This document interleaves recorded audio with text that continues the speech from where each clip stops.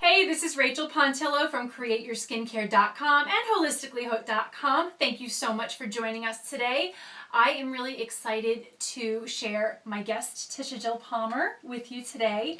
Tisha is a very dear friend and colleague of mine. She is one of my partners in the Nutritional Aesthetics Alliance. She also has a wonderful coaching practice called Mojo Moxie. Thank you. Which I love. And Tisha also did me the honor of taking my course, Create Your Skincare, and she is going to share with us today a little bit of her Create Your Skincare story. So, first of all, thank you so much for being here. My pleasure. And I am really curious. I know that you don't have skincare necessarily as the focus in your coaching practice, but you are like a green beauty junkie, like none other. I'm kind of like a computer, like, I have to know all things about, the next project. So the next project for me has been becoming involved in skincare and green beauty and the ingredients that are going onto my skin. It just was a natural kind of extension of where my own health practices were at and what I was interested in next. That's awesome. So obviously people come to making their own skincare products because they have some kind of frustration with the products that are already out there. Would you share with us a little bit about what you were experiencing before you decided to just kind of take matters into your own hands and make them yourself? I was like a minimalist, a complete minimalist on what I used on my skin. 20 years ago, a doctor said I should use Cetaphil, and I said, okay, and I stuck with it. And so I barely, I maybe washed my face and threw on some lotion. I rarely wore makeup, but then I did have ongoing intermittent struggles with rosacea. And the couple times that it got bad enough that I needed to seek a dermatologist's help, I was prescribed some drugs that at least when I looked up the potential side effects or long-term effects, I was pretty mortified. So I knew that I had seen an impact about what I ate and my skin, but I thought I could do more if I also was really conscious of the ingredients that I was putting on my skin. So that's what brought me to, an excited interest to take a class. Awesome. And what would you say your favorite part of the course was? Oh, the course was awesome, but I think it opened my eyes to like the next and the next and the next thing that I also was interested in. I loved when I was in the course that there was your suggested list of reading on the left-hand side, and I was the one who read every single thing that you posted and then clicked on probably 5 more clicks after that because I wanted to know more. You're a lifelong learner. I am a learner, yes, at heart. That's awesome. And I know that before you took this course, you weren't just a beginner to making skincare, but you hadn't really taken many online courses before either. And I know that you are a notebook and felt tip marker kind of gal. Yes. I brought in order to work with you, I had to bring my entire cup of, 25 colors. Yeah. So how was learning in an online environment for you as someone who really likes kind of the pen and paper hands-on approach? It was actually a really good experience, but I admit I was worried. I was worried when I took my online health coaching through IIN. How would that work for me? I'm an in-person kind of person, and I like the camaraderie and the sharing. But 2 things really helped. One was that you had printouts. I still have my Create Your Skincare ingredient grid, that earmarked jojoba stained copy that I put in the kitchen when I was creating things, and I put in the office when I was researching things, and it was upstairs in the bedroom when I was dreaming about things, thinking about my next creation. So to actually have printed materials was really helpful to me. Awesome. And it allayed some of my fears that I wasn't going to be able to, have something in my hand that I could write in multicolors on.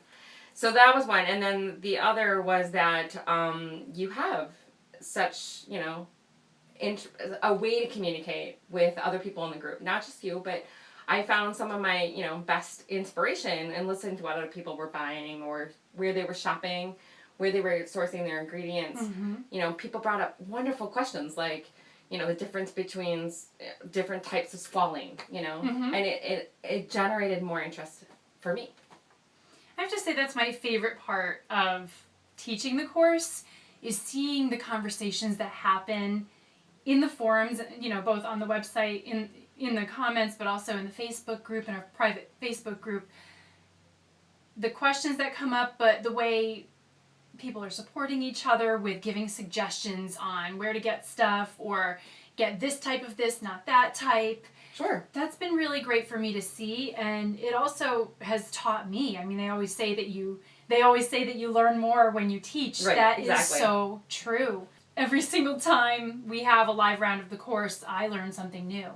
And I learn not only something new about formulation, but also something new in how people learn. So I'm constantly working to make sure that I teach to different types of learners. Sure, and even though you told me that at the outset, you told me that I had lifetime access to the course, I don't think I really let that sink in until it's been, I think it's on the third iteration since I took the course. Yeah. You're on the third iteration of it, and I'm always appreciative that I can go back and take just, module number 4 when I want to tackle a new emulsion that I'm thinking about in my head and I'm thinking, did I forget something that I need to, be aware of, or something that I'm reading about a specific beauty product, let's say, makes me interested about, argan oil versus marula oil. And I can go back and reference the course. And I can write in and say, what are your people's thoughts on this? What's your experience? And lifetime access suddenly takes on a whole new meaning when I realize how much more I still have to gain. And it'll hit me at a new point in my learning. Yeah, I think that's really why I wanted to offer it, because it is a lot of information to take in 6 weeks. And certain people come in with different levels of experience. Sometimes they already know a lot of what I teach. They just kind of want to see where they can fine-tune their own process or expand their own process. Whereas other people come in where they might be aromatherapists or herbalists. They're used to working with some of the ingredients but have not had the experience in formulation. Or I do get a lot of health coaches like you who come in, who you're working with clients who are regularly asking you for product recommendations. How has what you learned kind of influenced that aspect of your work? Create Your Skincare has actually been a wonderful and natural progression with kind of my own coaching model, which is meet people where they're at. Have something that to offer them that causes them or asks them to reach just one step, not 20 steps ahead of where they're at. And, when I started taking Create Your Own Skincare, I wanted it all like right away. And then I realized, I don't even own an essential oil. I had to start building my essential oil library from scratch. And, I could only afford to add on so much, and I have really exquisite taste. So, of course, like, my favorites are jasmine and rose otto. You were putting in the group, like, what do you think of this and this and this? I'm like, did you take out a mortgage on your house? And, champagne taste, beer budget. Absolutely. But absolutely. I mean, they can add up, and what you've done is just added little by little, and I want people to understand that it's totally fine to do that. Right. So I have clients that, are maybe taking that first step in their health. Maybe they're just now starting to make a connection between how they feel, their energy level, and processed food. So that person's not ready to make all changes to their, their cabinet, let's say, their medicine cabinet or their beauty cabinet, etc. But they might be willing to, at least start flipping over what they're putting on their face and looking at the ingredients and asking those questions. And for me, it was about feeling like with Create Your Skincare, I could hit a client with whatever they were most interested in. So are they currently having acne? So I could now kind of address acne with more arsenal than I could before. And that's been very valuable. So you mentioned that before Create Your Skincare, your own skincare routine was really minimalist. So I'm dying to know what that you learned in Create Your Skincare do you still use in your regimen? What is your favorite thing in your regimen that you learned in Create Your Skincare? Well, when I came into Create Your Skincare, I was naturally drawn to like the thicker emulsions and the butters because I have dry, sensitive skin. I know you liked the cleansing balm for a while. Absolutely, and I still am a fan of the cleansing balm, especially for travel, because I make up little vials of it and I can throw one in my bag. But the unlikely addition to my skincare routine has been the joy of toners. With my, exquisitely good taste, I wanted to bring in, things like jasmine and neroli, but it didn't have the budget for it. Well, lo and behold, when I discovered hydrosols, it was like, because I'm able to experiment with these wonderful, products or ingredients that have, not only such a beautiful aroma, but they have therapeutic properties for the skin. And when I was combining those, I'm like a spritzaholic now. I have a little bottle in my purse and a little bottle in the kitchen and a little bottle next to my office, and whenever I need my skin or my spirit needs a pick me up, it's now available. It's become my new favorite thing. And I love that you said that about your spirit needing a pick-me-up, because, the way I really hope I communicate in Create Your Skincare is that it's not just about the skin. It's about what you're doing for yourself, for your spirit, your soul, in your regimen. Is that something that was meaningful to you in the course? Absolutely. And there was, I liked your reminders about setting your intention, because I caught myself a couple times where I'd be so focused on, getting the temperature of both pots just right. I'd be getting frustrated or angry, and then I'd hear that in my mind, and I'd be like, no, this is about self-care. This is about pampering. This is about, creating something beautiful for myself. And I need to I want to put that energy into it, because those are the outcomes that I want out. Absolutely. I love that. Good. So what's next for you with anything having to do with skincare moving forward? I know obviously we're working together with the Nutritional Aesthetics Alliance. That's been huge. We're advancing an integrated approach to healthy skin. Yes, we are. It's going to be big. But for you in your private practice, how do you intend to use any of what you learned with your private clients moving forward? I think there's a lot of ideas still percolating, but the one that I'm kind of blazing forward with first is that I am offering custom products if there's clients that I think that will help motivate them in their self-care regimen. Everybody likes to have something special.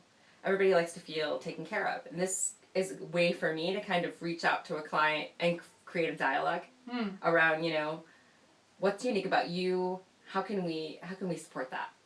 And that's one thing that they're open to. I love that.